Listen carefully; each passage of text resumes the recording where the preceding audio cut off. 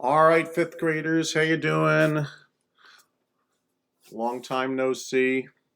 I know it's been a little bit since I've made one of these videos, but here we go. We're on a brand new unit.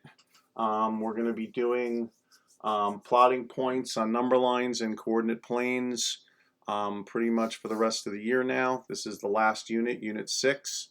And so we are finished with geometry. So let us get right into it. This is the second in a series of practice problems that we'll be doing before we get to the other type of coordinate plane. But anyway, I figured we'd get another shot at this since didn't go so well the first one last week. So this one's the one that's due on Monday, May 11th.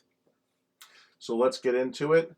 So I have a number line here that's split up into fractions, okay?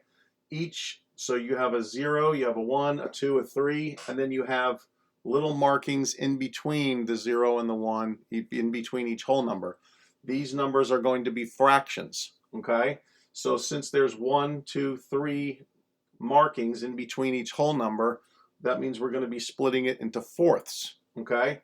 That means that this is 1/4, this is 1/2, this is going to be 3/4, and then this is 1, 1 1/4, 1 1/2, 1 3/4, 2, 2 1/4, 2 1/2, 2 3/4. So if I say, let's say I don't have this in here, let's say I say, oh, I'm an awful drawer.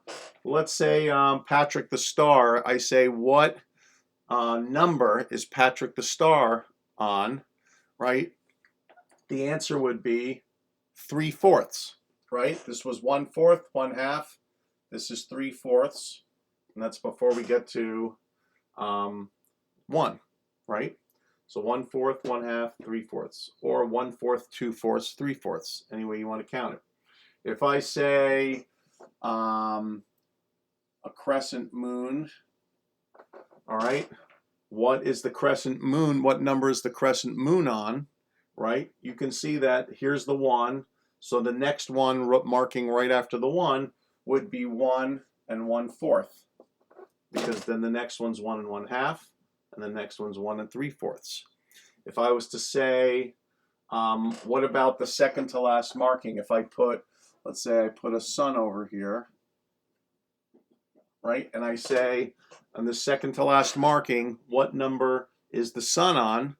You would say, well, it's not 3 because we're not at 3 yet, and it's not at 2 1/2. It's in between the 2 1/2 and the 3.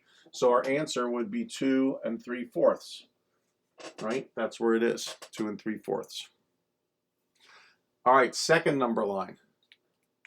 This one is in decimals, okay? So first one is in fractions, second one's in decimals. By the way, this is what's on the document, okay? So I'm kind of going over the whole thing for you.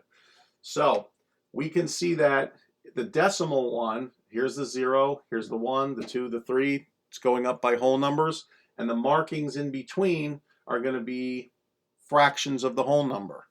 So we're not writing in fractions, but we're writing in decimals. So if I say the first marking is 2/10, then the second one's 4/10, and then the third one I skipped, and then the next one is 8/10, we should be able to figure out that that one that I skipped, let's say I put, I don't know, let's say I put a cube there.